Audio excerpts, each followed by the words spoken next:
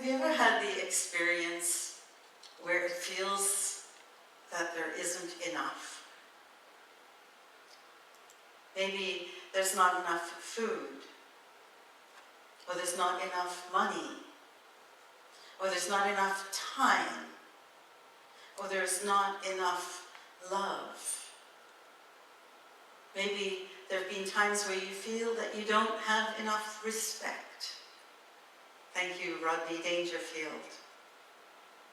Or maybe you feel like your mom, or your dad, your son, or your brother, or your sister, or your daughter, or your friends don't like you enough.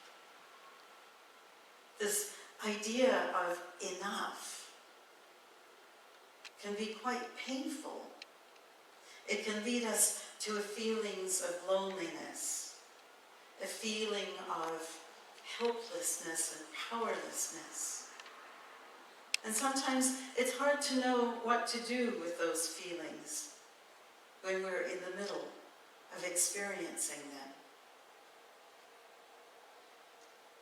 It may be that the stories of Jesus feeding the masses can provide some insight for us about what we can do to shift out of this feeling of not enoughness. When we are able to look at the story and apply some of the lessons that we see, we can shift from that place of powerlessness to a place of feeling more powerful, from despondency to hope, from a sense of worthlessness to a sense of worth, to a sense of lack, from a sense of lack to a sense of abundance. The interesting thing about this story of Jesus feeding the masses is that it is one of the very few stories that we see shared across all four Gospels. Sometimes we have a story that's shown in Matthew that is not reflected in John.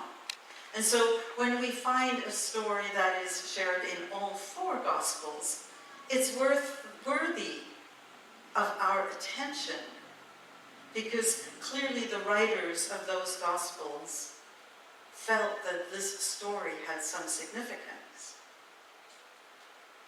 And so today I read an account from the book of Mark.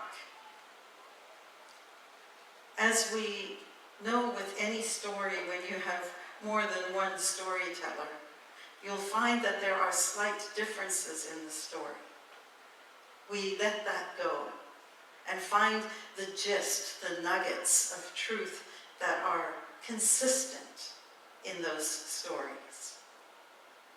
From Mark, feeding the 5,000. Mark chapter 6, starting at verse 30. The apostles gathered around Jesus and told him all that they had done and taught. He said to them, "Come away to a deserted place, all by yourselves, and rest a while." For many were coming and going, and they had no leisure even to eat. And they went away in the boat to a deserted place by themselves. Now many saw them going and recognized them, and they hurried there on foot from all the towns and arrived ahead of them. As he went ashore, Jesus saw a great crowd, and he had compassion for them, because they were like a sheep without a shepherd. And he began to teach them many things. When it grew late, his disciples came to him and said, "This is a deserted place. The hour is now very late. Send them away so that they may go into the surrounding country and villages and buy something for themselves to eat." Jesus answered them, "You give them something to eat." And they said to him, "Are we to go and buy 200 denarii worth of bread and give it to them to eat?" And he said to them, "How many loaves have you? Go and see."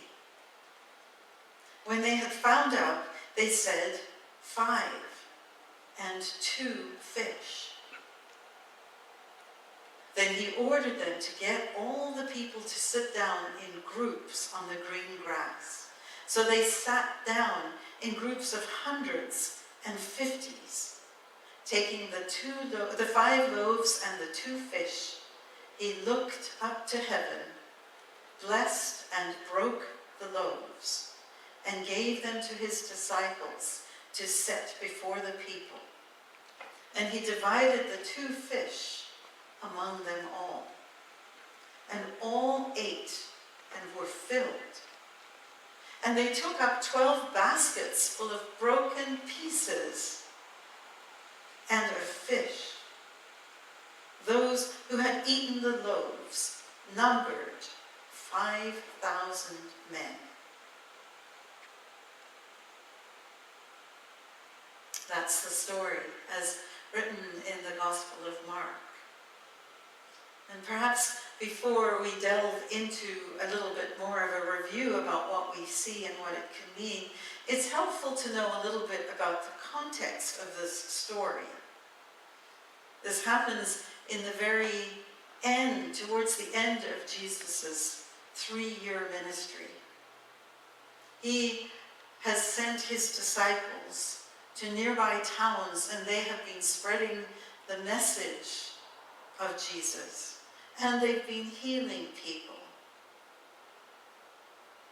And they have just told Jesus about the loss of his beloved cousin, John the Baptist.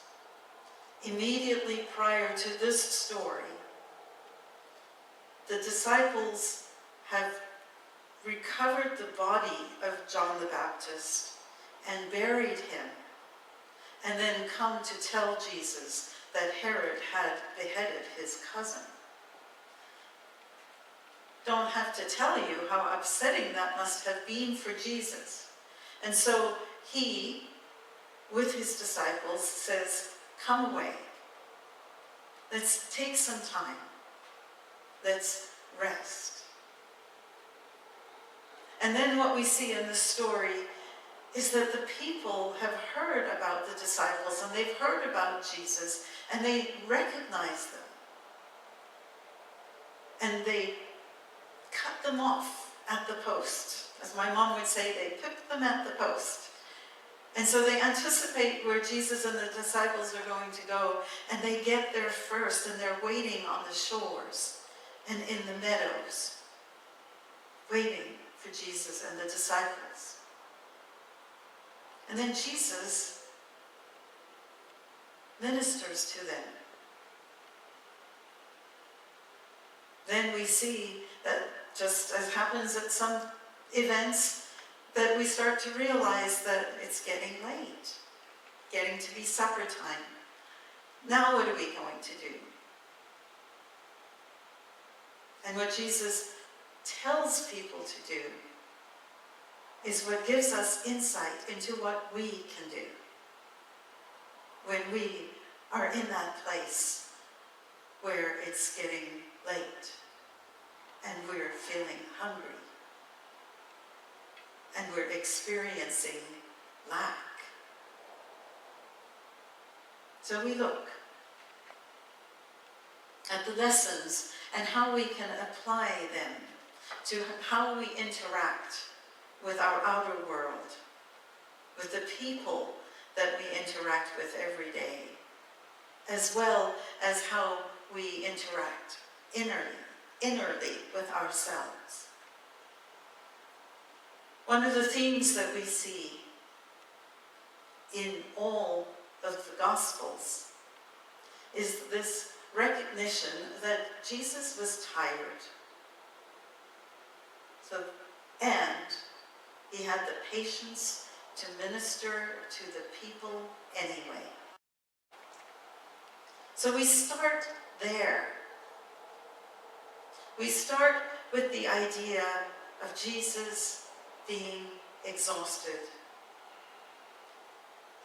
And in those days, clearly, they didn't have boundaries workshops and all those things that we have today that would say, no, I'm tired, I need my space, please go away. Instead, what we see Jesus do is he welcomes the people because he recognizes that they are hungry for more than just the food that they'll be hungry for later.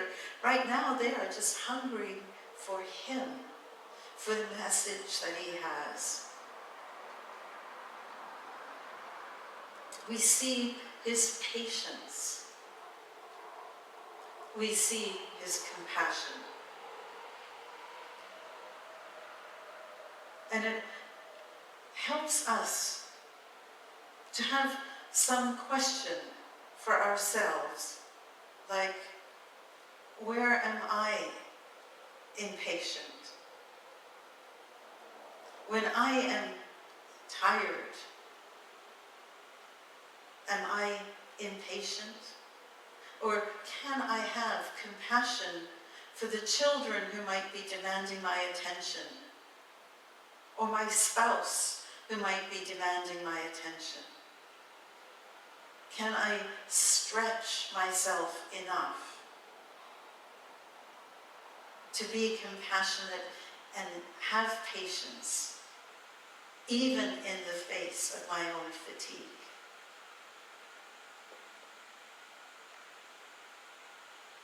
Am I willing to shift my plan?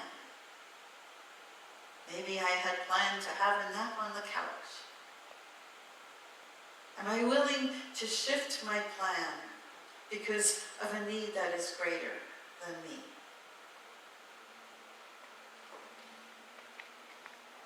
That's the first thing that we see. The second thing we see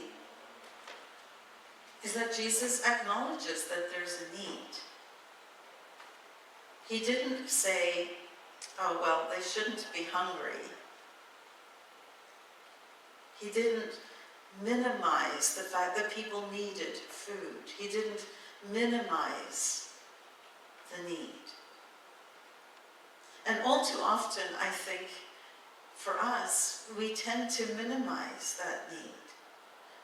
We have this aversion to naming a need. And so one of the insights that I take from this story is that it serves nobody for us to do that. Until we recognize the need, we actually aren't in a place to deal with it. We see, though, that after he names the challenge, he says to the disciples, you give them something to eat. But the disciples were out of resources. They had no idea how to do that. They had no idea what to do next. Ever been in that place? I know I have, where I have no idea what to do next. I have tried everything that I can think of to fill this gap. And I don't know what to do next. And what we see metaphysically is the disciples, which represent our thoughts, go to Jesus, which represents our spiritual awareness. He represents the highest level of functioning, the highest level of loving relationship with everything. And so, again, what we see, though, is the next step, which is Jesus then takes stock. So what he does is he doesn't berate the disciples for not being able to figure it out themselves. He doesn't blame or name or shame any of the people who have not volunteered food. He doesn't look to see what could have been done differently. Instead, he gives them instruction to take stock. What do I have to work with? What do I already have available so that I know what I'm looking at when I'm facing this lack? When it feels as if we have no resources, maybe we have no food, no money, a relationship that is lacking in some way, and we don't know what to do. This step reminds us that we don't want to fight, flee, freeze. We don't want to name and blame and shame. We don't want to argue with reality. Instead, we just want to know what is. So we can learn, this is a powerful, powerful insight. The idea of not fighting it, but rather acknowledging that this is where the problem appears to be, and this is what I have to work with. Now what am I going to do? We can come to the problem with a clearer heart and a clearer mind when we come from that place of accepting what is, instead of arguing with it.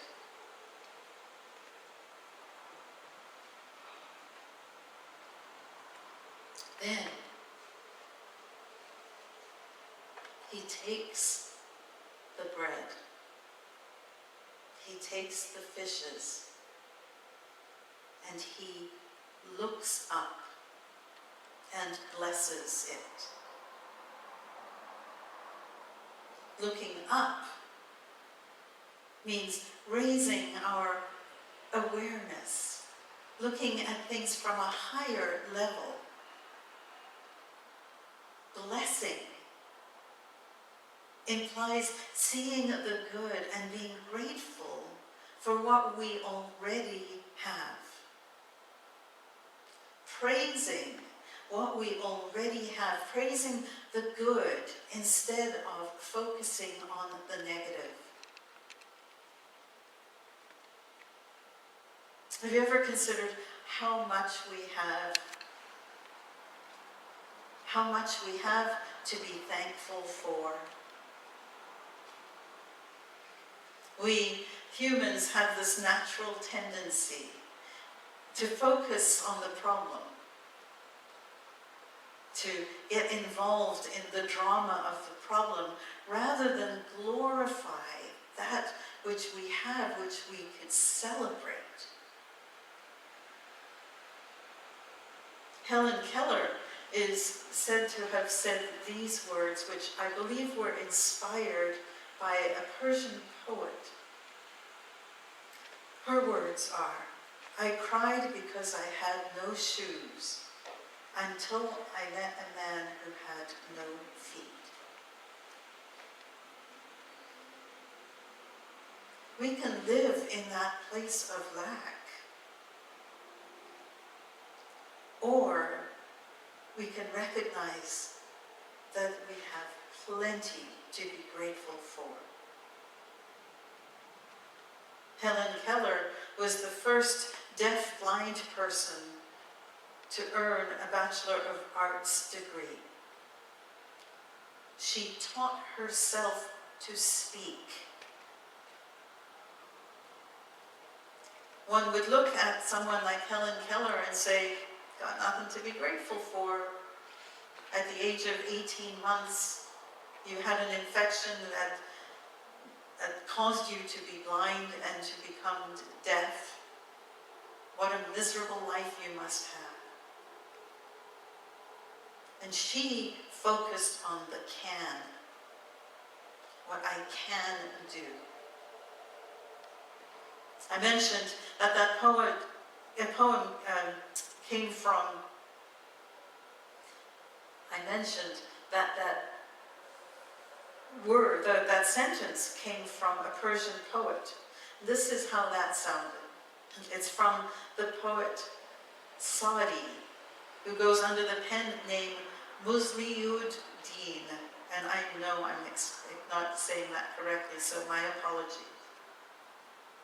This is what he wrote. I never complained of the vicissitudes of fortune, nor suffered my face to be overcast at the revolution of the heavens, except once when my feet were bare, and I had not the means of obtaining shoes. I came to the chief of Kufa in a state of much dejection, and saw there a man who had no feet. I returned thanks to God and acknowledged his mercies and endured my want of shoes with patience. Now you may be thinking, I don't have anything that I can bless. And I'm going to challenge you to think of five loaves, 5 things that you can name that are a positive thing in your life.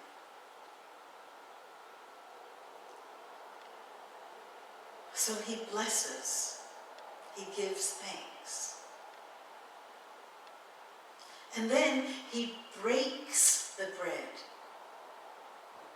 He shares the bread. He shares the good.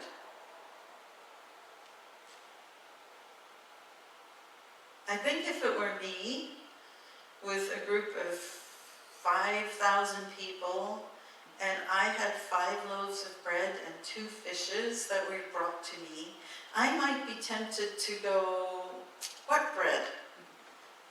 And hide it behind my back. Instead, what Jesus did was, in faith, break it apart. What we know is what we bless expands. What we praise expands. What we give expands. And again, you may think you have nothing to give. You may not have anything in the material world that you feel comfortable giving. I'm going to challenge you with that too. Find something to give away and feel how that feels in your body after you have given thanks for having it and you give it to somebody else. If you feel that there's nothing that you can give away, try a kind word. My mom, who is one of my heroes, had occasion to call Canada Revenue Agency this week because she had a question that she needed to have answered. And she spent 90 minutes on the phone listening to the music, which she had on speakerphone. When the phone call finally got answered, the person on the other end apologized for the wait. And my mom said, oh no, you don't have to apologize at home. I am so grateful that you are there and for the work that you're doing. And in the meantime, for the last 90 minutes, I've had my eyes closed and I've been listening to the beautiful music. That was a choice, folks. The person on the other end was shocked at the generosity of a person who had every right to complain about a long wait. And what he said to my mom is that it made his day. It shifted his day. Can you think of a time when you might consider making somebody's day? Recognizing that you are not arguing with what is, being grateful and blessing it, and in the process blessing the person with whom you are interacting. That's abundance. That's the power of expanding your gift, your bread.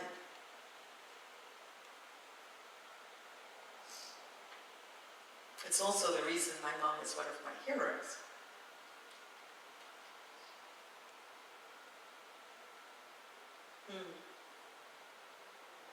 Then the other thing we see is that Jesus gives very clear direction. He takes action steps. I used to work with somebody who at Imperial Oil, and he used to love these sayings, these witty sayings, and one of his sayings was, "A journey of 1,000 miles begins with one step." A journey of 1,000 miles begins with one step. He would also say, and it was one of his favorites, "How do you eat an elephant? One bite at a time." And I imagine Jesus looking at this mass of people, 5,000 men. That's not including the women and children, by the way. That's just the men. The women and children weren't counted in the story, but that's a discussion for another day.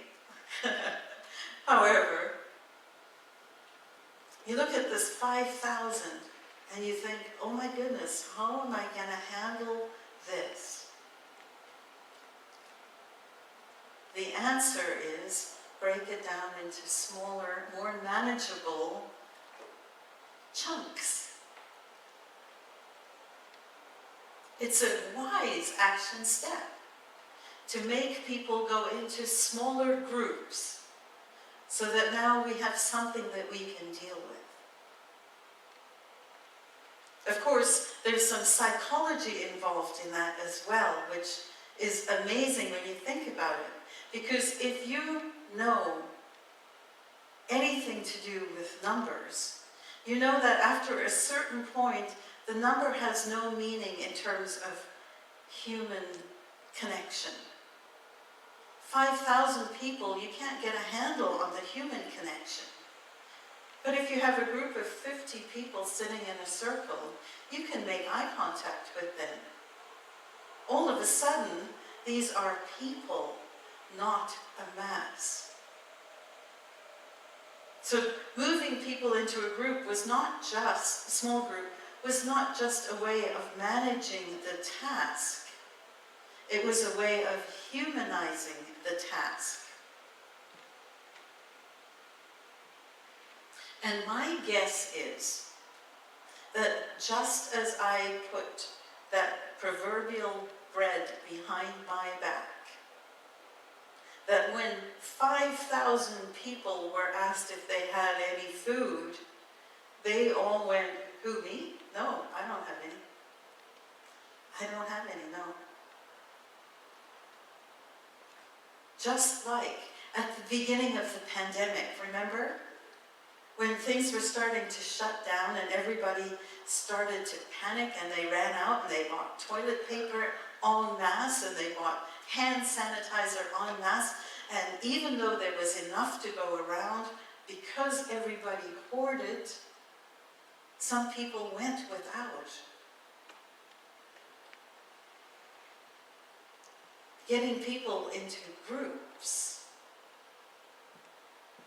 likely made it more easy for people to go, well, I can't feed 5,000, but I can help share around the 50 that are in this circle. And so I think that's the miracle.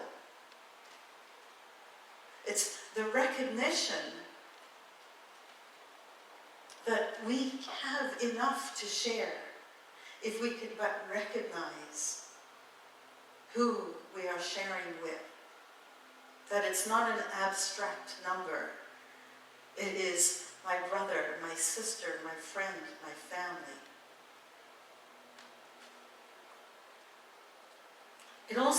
It offers some insight about the idea of our impact, our gift. We carry that bread with us. But when we think in terms of sustaining and being helpful to 5,000 people, whoa, that's way overwhelming. Shut down. Hide my gift under a bushel. Keep it for myself. But I can make a difference in 50 people's life. I can handle that. I can allow myself to see that. And if every person recognized the impact that they have on their immediate circle, they don't even have to think about the fact that every person doing that means every person will become impacted. And so our gift doesn't need to be shared with the entire world. When we share it one with another, we are sharing it with the entire world. Margaret Mead, the anthropologist, wrote, "Never doubt that a small group of thoughtful, committed citizens can change the world. Indeed, it is the only thing that ever has." A small group of committed citizens willing to bring the bread out from beneath where they are hiding and hoarding it, to share it in a small group, creates abundance. And then finally, what we see is that not only was there enough, but there was more than enough. There was enough left over to share it with more people. At the end of everybody eating and being filled, there were 12 baskets of food left over. The food was always there. We just needed to get out of our mindset of this little bit's not going to be enough to make a difference, so I'm going to keep it for myself. There's not enough to feed everyone, I'm going to keep it. So those are the lessons. We want to be patient. We want to be willing to be compassionate. We want to name those areas where we are feeling lack. And we want to take stock and see that we have gifts to offer, that we have bread. And then we lift our gifts. We lift what we have. We bless it. We praise it. And then we share it with our small group. Because when we impact that small group, we impact the larger group, and the larger group, and the larger group, and the larger group.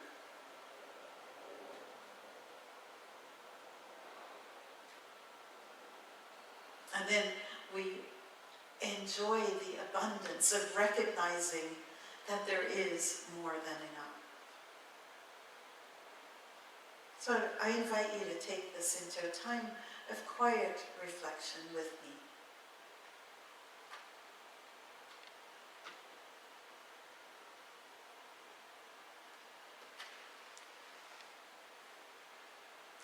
As we reflect on this powerful story, this story of prosperity,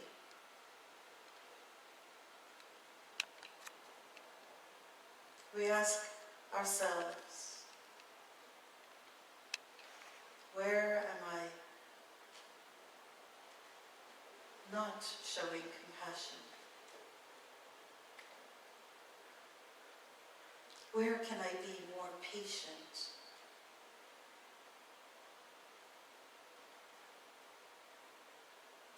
Where can I see that the needs of others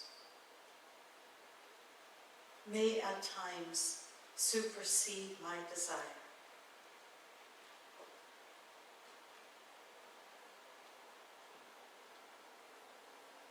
Where can I serve and be the presence of love and peace,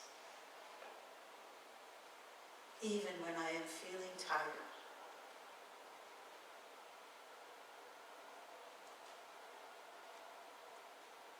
Where am I feeling lack? What's missing?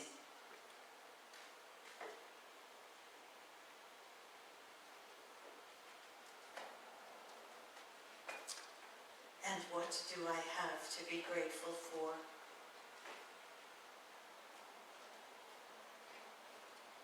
What wonders and abundant blessings are already in my life?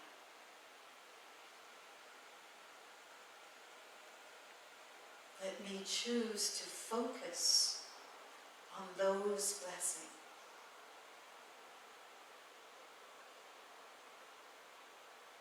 Let me choose to focus on that which is lovely, that which is nourishing. Let me praise that.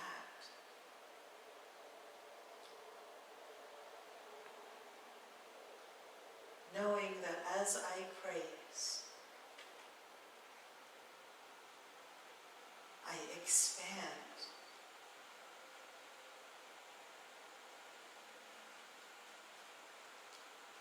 And from that expansive awareness,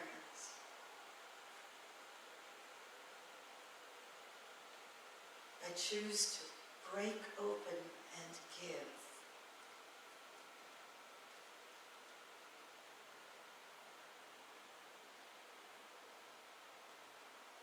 Knowing that my gift, no matter how small, can make a difference.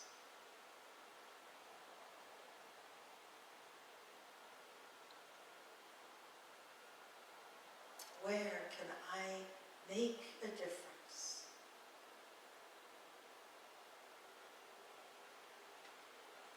Where can I feed somebody else?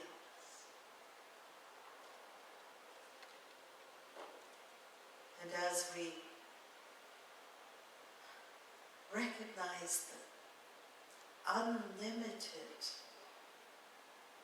access to gifts, let us praise. Let us praise the wisdom inside of us Let us raise and uplift and sing with joy for the beauty and glory and abundance that is already in my life.